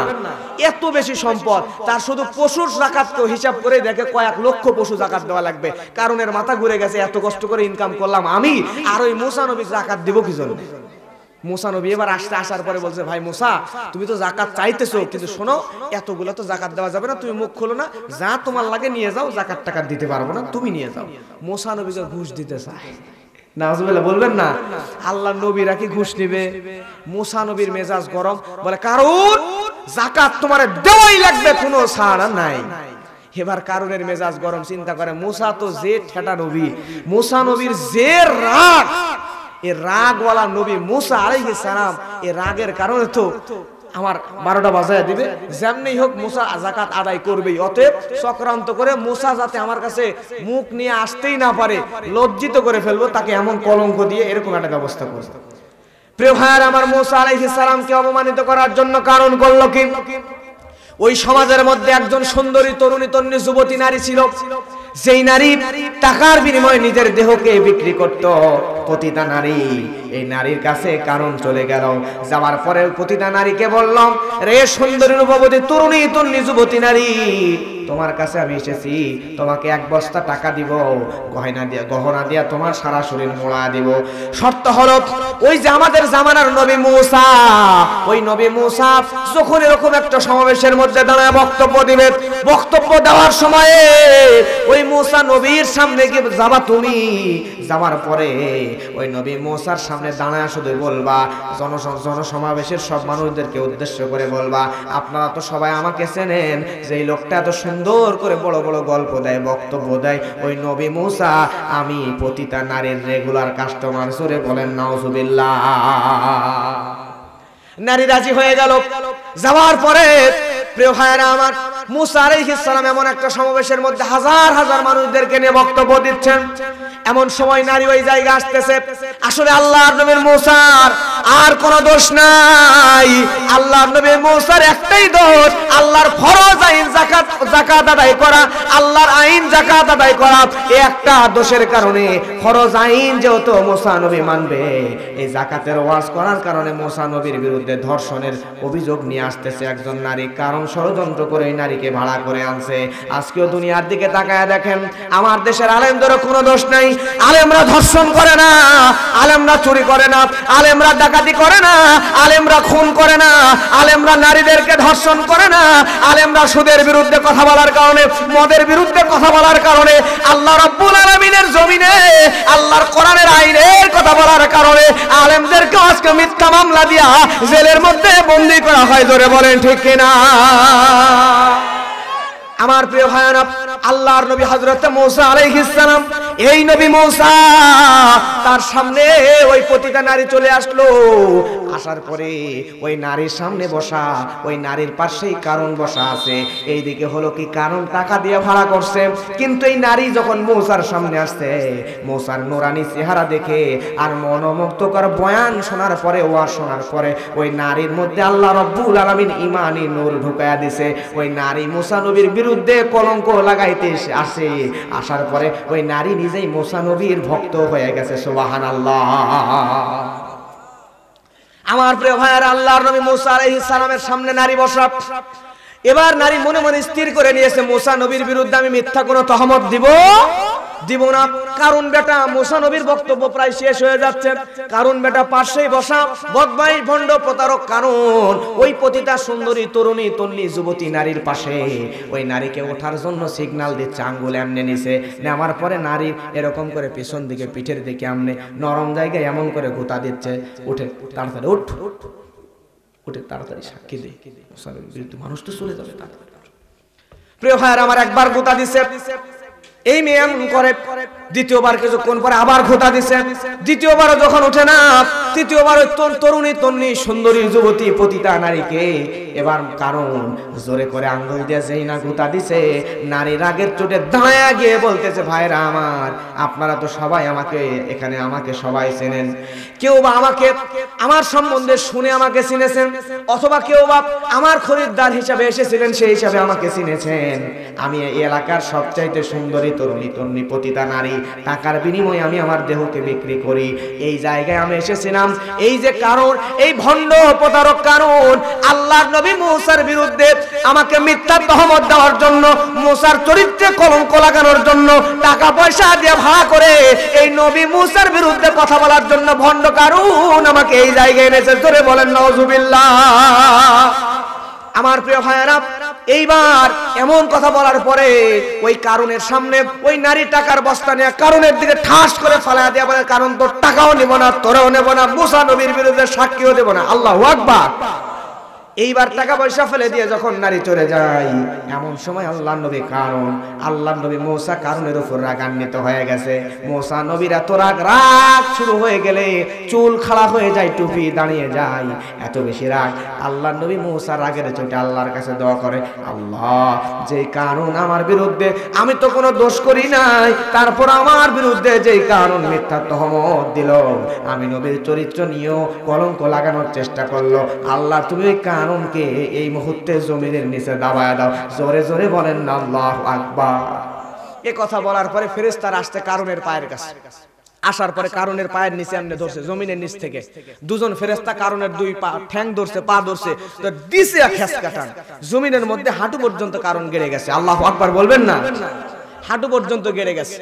যাওয়ার পরে কারণের হোশ হয় নাই। এইবার ফেরেশতারা মুসা নবী আবার দোয়া করছে, ফেরেশতারা আর খেসকা টান দিছে, কোমর পর্যন্ত পুঁতে গেছে। কারণের এবার ভিতরে দুঃখ পুকুনি শুরু হয়েছে, মনে হয়েছে শেষ, টাইম আমার শেষ। বুঝতে পারছে, পারার পরে কারণ বলতে, ভাই মুসা, তোলো তোলো, আমাকে নিচে দাবায় দিছো কেন? তোলো, যাকাত দিব তো আমি তোমার সাথে মজা করতেছিলাম, তুমি মজাও বুঝো না নাকি? তাড়াতাড়ি তোলো, যাকাত নিতে যাওয়া লাগবে, টাকা তোলো তাড়াতাড়ি তোলো। মুসা নবী রাগ কম না বেশি? মুসা নবী রাগের চোটে আবার দোয়া করে দিছে, সঙ্গে সঙ্গে ফেরেশতারা নিচ থেকে আর খেসকা টান দিছে, কারণের গলা পর্যন্ত মাটির নিচে পড়ে গেছে। জোরে বলেন আল্লাহু আকবার। আল্লাহর নবী মুসা আবার দোয়া করছে, এবার কারণকে ফেরেশতারা আরেকটা টান দিয়েছে। এইবারে টানের কারণে কারণ জমিনের নিচে পুরোপুরি ঢুকে গেছে। জোরে বলেন আল্লাহু আকবার। ওই কারণ তখন থেকে শুরু করে নিয়া এখন পর্যন্ত প্রত্যেক দিন জমিনের স্তবকের পর স্তবক মাটির নিচে কারণকে ফেরেশতারা প্রতিদিন পরিবর্তন হয়ে মাটির নিচে টানতেই আছে, কিয়ামত পর্যন্ত মাটির নিচে যাইতেই থাকবে। জোরে বলেন না আল্লাহু আকবার। যেই জায়গায় কারণকে মাটির নিচে পুঁতে দেওয়া হয়েছে, ফেরেশতারা মাটির নিচে নিয়ে চলে গিয়েছে। ওই জায়গায় প্রিয় ভাইয়েরা আমার এমন একটা ধোঁয়া বের হয়, এমন একটা বিশ্রী গন্ধ বের হয়। একজনকে জিজ্ঞাসা করা হলো, ভাই এখানে এরকম বিশ্রী গন্ধ কেন? তখন সে বলে, হুজুর, এই জায়গায় বিশ্রী গন্ধ কারণ হলো মিশরের যেই জায়গায় কারণকে পুঁতে দেওয়া হয়েছে সেই জায়গার কথা বলছি, বিশ্রী গন্ধ পাওয়া যায়। তখন সে বলতেছে, এই জায়গায় ওই শয়তান কারণ কৃপণ কারণকে পুঁতে দেওয়া হয়েছে, যেই কারণকে এখানে পুঁতে দেওয়ার কারণে এখন পর্যন্ত ফেরেশতারা হেসকি টান দেয়, কারণের পা ধরে এমনি টান দেয়। আর কারণ এই যে পানি আছে না, পানির কল মাটির নিচে যখন পাম্প দেই, এমনি একবার হেসকা করলে দেখবেন যে পানি বের হয়, আবার টিপ দিলে আবার পানি বের হয়। ঠিক তেমন করে ওই কারণকে ফেরেশতারা এমনি টান দেয় করে, নিঃশ্বাস একটু বাইরে বের হয়, আবার টান দেয় এমনি নিচে চলে, আবার যখন টান দেয় এমন নিঃশ্বাস ওপরে দেয়। এই নিঃশ্বাসটা ওপরে বের হয়, চারিদিক পুরো এলাকাটা দুর্গন্ধ হয়ে গেছে। জোরে বলেন আল্লাহু আকবার। এইবার কারুনের কিছু অনুসারীরা এই ভণ্ডরা বলে যে মুসা নবী কারুনের সম্পদ আত্মসাৎ করবে, এজন্য কারুনকে মাটির নিচে দাবায় দিয়েছে। নাউজুবিল্লাহ বলবেন না। মুসা নবীর যে রাগ, আল্লাহ কয় আল্লাহ ওই কারুনেরও দরকার নেই, ওর যাকাতেরও দরকার নেই, সম্পদেরও দরকার নাই। তুমি আল্লাহ তাড়াতাড়ি ওই কারুনকে এই মুহূর্তে, কারুনকে তো জমিনের নিচে দিছো, কারুনের সম্পদও তুমি জমিনের নিচে নিয়ে নাও। আল্লাহ সুবহানাহু ওয়া তাআলা কারুনকে এবং কারুনের সব সম্পদকেও জমির নিচে পুঁতে দিয়েছে, যেই রহস্য আজ পর্যন্ত দুনিয়ার কোনো বিজ্ঞানীরা উদ্ঘাটন করতে পারে নাই। জোরে বলেন আল্লাহু আকবার। তাহলে আল্লাহ রাব্বুল আলামিন বলছেন 3 নম্বরে যাকাত দেয় যারা, 4 নম্বরে হলো ওয়াল্লাযীনা হুম লিফুরুজিহিম হাফিজুন। জোরে বলেন আল্লাহু আকবার। আল্লাহ বলছেন 4 নম্বর গুণ হলো তোমাদের যারা মুমিন বান্দা বান্দী তাদেরকে তোমাদের চরিত্র লজ্জাস্থানকে হেফাজত করা লাগবে। তার মানে নারীদেরকে পর্দা করার দরকার। জোরে বলেন আছে না নাই? কিন্তু আমার দেশে আলহামদুলিল্লাহ যদিও পর্দা আছে, কিন্তু আমি ভারতে গেলাম, দমদম এয়ারপোর্টে যাওয়ার পরে ভারতের দমদম এয়ারপোর্ট থেকে মাহফিল স্থানে যখন যাওয়ার সময় আমাদের বাংলাদেশে এখনো পর্দা আছে। কিন্তু প্রিয় ভাইয়েরা আমার, আমি যখন দমদম এয়ারপোর্ট থেকে বের হলাম তখন চোখ সামনে দিয়ে হাঁটার উপায় নাই, নিচে না তাকে আপনি হাঁটতেই পারবেন না। কারণ ইন্ডিয়ার মধ্যে দেখলাম হিন্দু নারীরা তো দূরে থাকিবেন, কিছু মুসলিম নারীরাও আগে মানুষ গলার মধ্যে ওন্না দিয়ে রাখতো, এখন কিছু নারী আছে যারা ওন্না ব্যবহার করাই বাদ দিয়ে দিয়েছে। জোরে বলেন নাউজুবিল্লাহ। চুলগুলো কেটে কেটে পুরুষ মানুষের মতো, ওই যে বক কাটিং আছে না, এই যে পুরুষ মানুষের মতো ছেলেদের মতো বানাইছে। আল্লাহর নবী বলছেন কোন নারী যদি নিজেকে ছেলে বানাইতে চায় আর কোন ছেলে যদি নারীর বেশভূষা ধারণ করে তাহলে ওই ছেলে এবং মেয়ে উভয় জাহান্নামে। জোরে বলেন আল্লাহু আকবার। কিন্তু আজকে ছেলেদের মতো চুল কাইটা নিজেকে ছেলে বানাইতে চায়, ছেলের আবার মেয়েদের মতো চুল রেখে নিজেকে মেয়ের মতো সাজায়, আছে না? কিন্তু ছেলে আবার শাড়ি পরে ফেসবুকে মাঝে মধ্যে ছবি দেয়। নাউজুবিল্লাহ বলবেন না? এইসব দেখে মাঝে মধ্যে বলতে ইচ্ছা করে। সবাই আমার সাথে বলেন না, ও আল্লাহ আল্লাহ রে কোন জমিনে পাঠাইছো আমারে। বলেন সবাই একটু বলেন, ও আল্লাহ আল্লাহ রে কোন জামানায় পাঠাইলাই আমারে। বর্তমানের পোলা মাইয়ার সমান সমান মাপ, লম্বা চুল কাটিয়া মাইয়ায় মাথায় লাগাই ক্যাপ। আল্লাহ রে কোন জামানায় পাঠাইলাই আমারে। ঠিক কিনা যুবক ভাইরা, ঠিক কিনা? জিন্সের প্যান্ট শার্ট পরিয়া আর রাস্তা হাইটা যায়, পোলানা মাইয়া তারে চেনা বড় দায়। আল্লাহ রে জিন্সের প্যান্ট শার্ট পরিয়া আর রাস্তা হাইটা যায়, পোলানা মাইয়া তারে চেনা বড় দায়। আল্লাহ রে কোন দুনিয়ায় পাঠাইলাই আমারে। ও আল্লাহ বলেন না যুবক ভাই, ও আল্লাহ আল্লাহ রে কোন জামানায় পাঠাইলাই আমারে। হিন্দি গানের টান মারিয়া রাস্তা হাইটা যায়, কারো কারো কারো কারো কারো কারো সুরে আবার বুকটা ফাইটা যায়। আল্লাহ রে কোন জামানায় পাঠাইলাই আমারে। ও আল্লাহ আল্লাহ রে কোন জামানায় পাঠাইলাই আমারে। বর্তমানের পোলা মাইয়ার দেখছো কি কারবার, পোলাই পিছে মাইয়াই সামনে হুন্ডারি ড্রাইভার। ঠিক না? বর্তমানের পোলা মাইয়ার দেখছো কি কারবার, পোলাই পিছে মাইয়াই সামনে হুন্ডারি ড্রাইভার। আল্লাহ রে কোন জামানায় পাঠাইছো আমারে। ও আল্লাহ আল্লাহ রে কোন জামানায় পাঠাইছো আমারে। আল্লাহ রাব্বুল আলামিন বলেন মুমিনদের 5 নম্বর গুণ 6 নম্বর এবং 7 নম্বর আয়াতে আল্লাহ বলেন ইল্লা আলা আসওয়াজিহিম আও মা মালাকাত আইমানুহুম ফা ইন্নাহুম গায়রু মালুমিন। জোরে বলেন আল্লাহু আকবার। ফামানি বিতাগা ওয়ারা যালিকা ফাউলাইকা হুমুল আদুন। আল্লাহু আকবার। আল্লাহ রাব্বুল আলামিন বলেন, যারা মুমিন বান্দা হবে তারা নিজেদের পত্নী অথবা নিজেদের বউ ছাড়া অন্য কোন নারীতে আসক্ত হবে না। যদি হয় তাহলে এটা করবে নিন্দনীয় কাজ। তার মানে মুমিন বান্দার কাজ হলো মুমিন বান্দা কোনোদিন বউ ছাড়া অন্য নারীতে আসক্ত হবে না। কথা বলেন ঠিক কিনা? কিন্তু আমাদের সমাজে মহামারী একটা, সেইটা হচ্ছে পরকিয়া। আজকে একই ঘরের মধ্যে স্বামী আর স্ত্রী, একই বিছানার দুই পারে, দুইজনের হাতে দুইটা স্মার্টফোন, দুইটা অ্যান্ড্রয়েড মোবাইল, একই ঘরে একই বিছানা, বউ আর স্বামী দুইজন দুই জগতে। বউ আরেকজন পুরুষের সাথে মোবাইলের মধ্যে পরকিয়া করছে, ওই খাটের আরেক পাশে স্বামী আবার আরেকজন নারীর সঙ্গে পরকিয়া করছে। জোরে বলেন ঠিক কিনা? প্রিয় ভাইয়ের আমার, কিন্তু আল্লাহ বলেন মুমিন বান্দা যারা হবে তারা শুধুমাত্র নিজের বউয়ের উপর আসক্ত থাকবে। বউ ছাড়া যদি কোনো মানুষ অন্য নারীর প্রতি আসক্ত হয়ে যায় তাহলে এই মানুষ মুমিন বান্দা নয়। এই মানুষের জন্য জাহান্নাম ছাড়া কোনো উপায় নাই। কথা বলেন ঠিক কিনা? আমার প্রিয় ভাইয়েরা, তাহলে পরকিয়া করা যাবে? আরো যারা বলেন পরকিয়া করা যাবে? যাবে না। কিন্তু পুরুষ মানুষরা, নারীদের পরকিয়া করা কঠিন, কিন্তু পুরুষদের কিন্তু অনেক সহজ। কারণ আল্লাহ রাব্বুল আলামিন নারীটা সৃষ্টি করলো কেন? আল্লাহ রাব্বুল আলামিন বলেন, ওয়া মিন আয়াতিহি আন খালাকালাকুম মান আনফুসিকুম আজওয়াজাল লিতাসকুনু ইলাইহা ওয়া জাআলা বাইনাকুম মাওয়াদ্দাতান ওয়া রাহমা ইন্না ফী যালিকা লাআয়াতিন লিকাওমিন ইয়াতাফাক্কারুন। আল্লাহু আকবার। আল্লাহ বলেন, আমি আল্লাহ নারী নামক এই নিদর্শনটা সৃষ্টি করেছি পুরুষ মানুষদের মনের প্রশান্তির জন্য, শারীরিক প্রশান্তির জন্য, মানসিক প্রশান্তির জন্য। জোরে বলেন না আল্লাহু আকবার। আল্লাহ বলছেন আমি নারীকে সৃষ্টি করলাম পুরুষের মনের প্রশান্তির জন্য। কিন্তু আজকে আমাদের সমাজের কিছু নারী পুরুষের মনের প্রশান্তির জায়গায় অশান্তির কারণ হয়ে দাঁড়াইছে। কথা কোন ঠিক কিনা?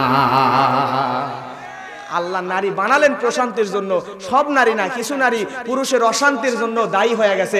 আর এই ঘরের মধ্যে যখনই পুরুষ শান্তি পায় না, তখন ঘরের স্ত্রীর প্রতি, নিজের বউয়ের প্রতি যখনই পুরুষরা প্রশান্তি পায় না, তখন অন্য নারীর প্রতি প্রশান্তি খুঁজতে যায়। তখন পরকীয়া তৈরি হয়ে সমাজে এই মহামারী রোগটা তৈরি হয়ে যায়। এজন্য মা বোনদের উচিত স্বামীকে সর্বোচ্চ ভালোবাসা দিয়া যেন পরকীয়ার মতো জঘন্য অপরাধের স্বামী কোনোদিন না যায়, স্ত্রীও যাতে না যায়, ব্যবস্থা করা। জোরে বলেন ঠিক কিনা? আমার প্রিয় ভাইরা লক্ষ্য করেন, এরপরে আল্লাহ রাব্বুল আলামিন বলেন গুণ নাম্বার 6। কয় নাম্বার? 5টা হয়ে গেছে, কিন্তু আর আছে কয়টা? চলে যাবেন? দোয়া করে দিব? হ্যাঁ, কষ্ট হয় না তো? প্রিয় ভাই, এখানে যে কয়জন আছেন আমি মনে করে যে আপনারা হচ্ছে কুলা আছেন, ধান ইয়ে করে, কি করে জানি, ধান ঝাড়ে, কুলে বলেন আপনারা না? মনে করেন এই যে কুলার মধ্যে ধান নিয়ে এরকম করে বাতাস দেয়। আমি ছোটকালে দেখছি, গ্রামে যখন ছিলাম দেখছি এরকম নিয়ে বাতাস দেয়। তো বাতাস দেওয়ার সময় আমি দেখতাম প্রিয় ভাইরা, বাতাস দিতে দিতে দিতে ওই যেগুলো আসল ধান ওইগুলো ওখানেই থাকে, আর যেগুলো সিটা আছে না, সিটাগুলো উড়ে উড়ে চলে যায়। তা আমি মনে করি অরিজিনাল ধান যেগুলো, অরিজিনাল মুমিন বান্দা যেগুলো, সেগুলো বসে আছে, সিটাগুলো বাতাসে উড়ে গেছে। যেই কয়েকজন বসে আছেন এগুলো হলো অরিজিনাল ধান। এবং আমি দোয়া করে আল্লাহ সুবহানাহু ওয়া তাআলা এই সব মানুষগুলোকে একসাথে জান্নাতের ভিতরে জায়গা করে দিক। জোরে বলেন আমিন। প্রিয় ভাইরা, মিথ্যা কিসসা, কাহিনী, গল্প এগুলো 1000 ঘন্টা শোনার চাইতে 1 ঘন্টা কোরআন এবং সহিহ হাদিস থেকে কথা শোনা উত্তম। জোরে বলেন ঠিক কিনা? এজন্য আমি মনে করি হাজারো মানুষ থাকবে, তাদের মধ্যে যে মানুষগুলো বসে আছে এরা কোরআন বুঝে, কোরআনের তাফসীর বুঝে, কোরআনের আলোচনা বুঝে, বিধায় এখন পর্যন্ত বসে আছে কষ্ট করে। শীতের রাত্রে কষ্ট করে বসে থাকার কারণ একটাই, এখানে বসলে বিরিয়ানিও দেওয়া হবে না, টাকাও দেওয়া হবে না, বরঞ্চ নিজের পকেটের টাকা খরচ করে এখানে বসে আছে যে মানুষগুলা, এগুলো নিঃসন্দেহে আল্লাহর জান্নাতি বান্দাতে কোনো সন্দেহ নাই। জোরে বলে ঠিক কিনা? আমার প্রিয় ভাইরা, তাহলে এবার আসেন 6 নাম্বার গুণ হলো আল্লাহ রাব্বুল আলামিন বলেন ওয়াল্লাযীনা হুম লিআমানাতিহিম ওয়া আহাদিহিম রাউন। জোরে বলেন আল্লাহু আকবার। আল্লাহ রাব্বুল আলামিন বলেন মুমিনদের 6 নাম্বার গুণ। জোরে বলেন কয় নাম্বার গুণ? 6 নাম্বার গুণ হলো প্রিয় ভাইরা আমার, মুমিন বান্দা যারা হবে এই মুমিন বান্দাগুলো তাদের ওয়াদা এবং আমানত রক্ষা করবে। জোরে বলেন না সুবহানাল্লাহ। আমাদের সমাজে এমন কিছু মানুষ আছে যেই মানুষগুলা দেখবেন, মনে করেন ঢাকা থেকে আসতেছে, আপনাদের গ্রামের নাম কি? বিলকরিল্লা। মনে করেন বিলকরিল্লা আসতেছে, ঢাকা থেকে রওনা দিছে। আপনি ফোন দিছেন যে আপনি কোথায়? সে আছে সিরাজগঞ্জ রোডে, কিন্তু বলবেন নওগাঁ শহর কেবল পার হইলাম। এমন মানুষ আছে না নাই? আছে না নাই? এই ফোনেই। এজন্য প্রিয় ভাইরা, এই রকম কাজ করলে আপনি মুমিন বান্দা হতে পারবেন। মুমিন বান্দা যদি হন তাহলে কথা এবং কাজে 100% মিল থাকতে হবে, তবেই নবী বলেছেন আপনি জান্নাতি জান্নাতি জান্নাতি। জোরে বলেন আল্লাহু আকবার। আমার প্রিয় ভাইরা লক্ষ্য করেন, এরপর আল্লাহ রাব্বুল আলামিন বলেন ওয়াল্লাযীনা হুম আলা সালাওয়াতিহিম ইউহাফিযুন। আল্লাহ রাব্বুল আলামিন বলেন যারা নিজেদের সালাত সময় যত্নবান থাকে। প্রিয় ভাইরা আমার, আগে বলেছিলাম 1 নাম্বার গুণ হলো যারা নামাজে বিনয় এবং নম্রতা আনে। মুমিন বান্দাদের 1 নাম্বার গুণ হলো এটা। আর মুমিন বান্দাদের 7 নাম্বার গুণ হলো মুমিন বান্দা তারা, যেই মুমিন বান্দাগুলা নামাজে যত্নবান হয়। জোরে বলেন নামাজে কি হয়? আল্লাহর নবীর আগে পরে কি কোনো গুনাহ আছে নাকি? আল্লাহ রাব্বুল আলামিন বলেন وَإِنَّكَ لَعَلَى خُلُقٍ عَظِيمٍ। আল্লাহ বলেন, আল্লাহ রাব্বুল আলামিন আল্লাহর নবীর চরিত্রের সার্টিফিকেট আল্লাহ রাব্বুল আলামিন নিজে দিয়ে দিয়েছেন। প্রিয় ভাইরা আমার, তারপরেও যেই নবীর আগে কোনো গুনাহ নাই, পরে কোনো গুনাহ নাই, আল্লাহর সেই নবী মুহাম্মদ রাসূলুল্লাহ সাল্লাল্লাহু আলাইহি ওয়াসাল্লাম। আমার ভাইরা, এই নবীও যখন নামাজে দাঁড়িয়ে যেতেন, আল্লাহর নবীর সাহাবী শিখর রাদিয়াল্লাহু তাআলা আনহু তিনি বলছেন, আল্লাহর নবী যখন নামাজে দাঁড়িয়ে যেতেন, আল্লাহর নবী নামাজের মধ্যে দাঁড়িয়ে গেলে, আল্লাহর নবী নামাজে দাঁড়িয়ে গেলে নামাজের মধ্যে এমন একটা শব্দ হতো, তরকারির কয়লার মধ্যে তরকারি দিলেন, তরকারি যখন গরম হয়ে যায়, পানি যখন উত্তপ্ত হয়ে যায়, টকবক টকবক টকবক একটা আওয়াজ বের হয়। আল্লাহ নবী, যেই নবীর আগে কোনো গুনাহ নাই, যেই নবীর পরে কোনো গুনাহ নাই, ওই নবী যখন নামাজে দাঁড়ায় যেতেন, ওই নবীর নামাজের ভিতরে আল্লাহর নবী তরকারির ফড়ফড় ফড়ফড় আওয়াজের ন্যায় চোখের পানি ছেড়ে দিয়ে ডুকরে ডুকরে কাঁদতেন। জোরে বলেন আল্লাহু আকবার।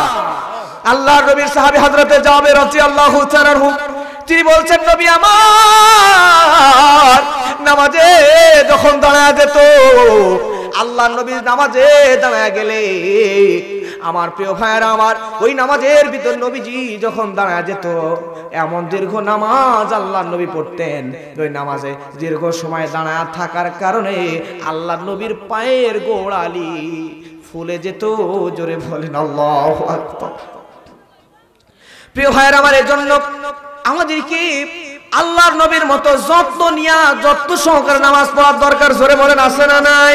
আল্লাহ তো বলছেন লাকাদ কানা লাকুম ফি রাসূলিল্লাহি উসওয়াতুন হাসানা। আল্লাহ বলছেন তোমরা যদি উত্তম চরিত্র পেতে চাও, উত্তম আদর্শ যদি পেতে চাও, তাহলে আল্লাহ নবীর আদর্শকে তোমরা নিজের আদর্শের সঙ্গে মিলায় নাও। জোরে বলেন সুবহানাল্লাহ। প্রিয় ভাইরা আমার, তাহলে এই কাজ যদি আমি আপনি করতে পারি, এই 7টা গুণ যদি আমরা আনতে পারি, জোরে বলেন কয়টা গুণ? 1 নাম্বার গুণ কি বলেন তো? বলেন 1 নাম্বার গুণ নামাজে বিনয় এবং নম্রতা আনা। 2 নাম্বার গুণ কি বলেন? 2 নাম্বার গুণ, হ্যাঁ ভুলে গেছেন নাকি যুবক ভাইরা? বলেন, একজন হাত তোলেন, কে পারবেন? 2 নাম্বার গুণ কি? 1 নাম্বার গুণ হলো নামাজে বিনয় আনা, নম্রতা আনা। আল্লাহ রাব্বুল আলামিন এটা বলছেন। 2 নম্বরে বলছেন ওয়াল্লাযীনা হুম আনিল লাগবি মুগরিতুন। 2 নাম্বার অহেতুক কথা কাজ থেকে বিরত থাকা। আল্লাহ রাব্বুল আলামিন 2 নাম্বার গুণের কথা বললেন। 3 নাম্বার ওয়াল্লাযীনা হুম লিযাকাতি ফাইলুন। যাকাত দানে যারা সক্রিয়। ওয়াল্লাযীনা হুম, আল্লাহ রাব্বুল আলামিন বলেন যেই মুমিন বান্দারা নিজের লজ্জাস্থানকে হেফাজত করে, ওই মুমিন বান্দারা তা মুমিন বান্দাদের লজ্জাস্থান হেফাজত করবে। এইটা হলো 3 নাম্বার গুণ। 4 নাম্বার গুণ, এরপরে ইল্লা আলা আজওয়াজিহিম আও মা মালাকাত আইমানুহুম ফাইন্নাহুম গায়রু মালুমিন। নিজেদের বউ ছাড়া এবং দাসী ছাড়া অন্য নারীর দিকে তাকাবে।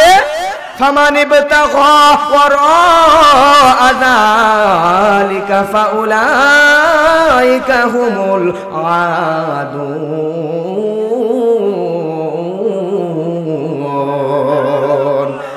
ভাইরা আমার, নিজেদের বউ ছাড়া অন্য দিকে যদি কেউ তাকায় তাহলে এটা হবে সীমা লঙ্ঘনকারী। এটা আল্লাহ পছন্দ করেন না।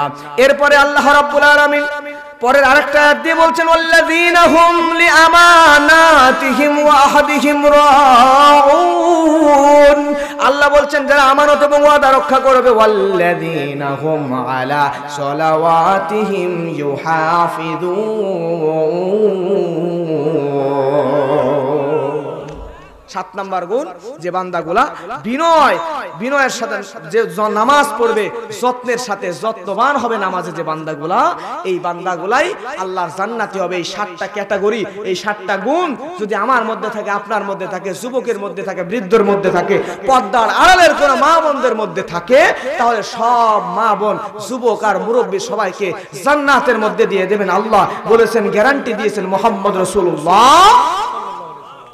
আল্লাহর নবী কেমন ছিলেন? আম্মা জান আয়েশা রাদিয়াল্লাহু তাআলা আনহার কাছে সাহাবীরা প্রশ্ন করলেন, আম্মা জান আপনি একটু বলেন তো আল্লাহর নবী কেমন ছিলেন? আল্লাহর নবী কেমন ছিলেন?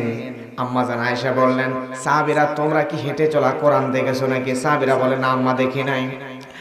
ও সাহাবীরা তোমরা কি কথা বলা কোরআন দেখেছো নাকি? সাহাবীরা বলেন, না আমরা কোরআন দেখি নাই আম্মা জান।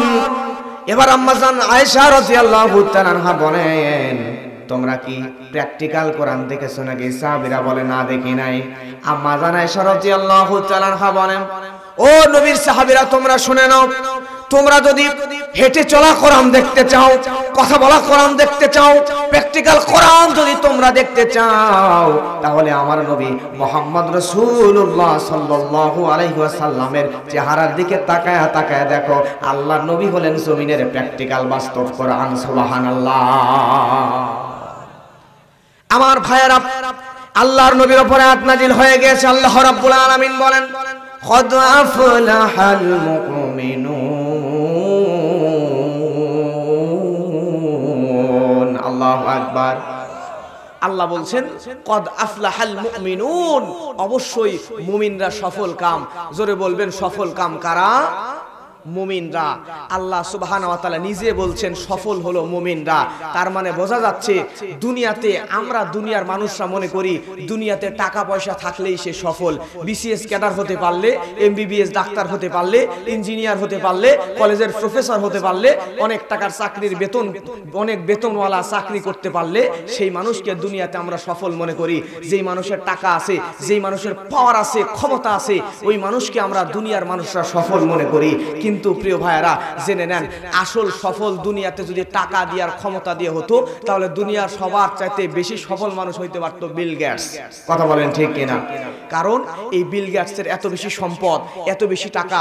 তার সম্পদ সম্পর্কে সাংবাদিকরা একটা প্রতিবেদন করেছে। তার সম্পদ কত বেশি এটা বোঝানোর জন্য সাংবাদিকরা একটা প্রতিবেদন করেছে।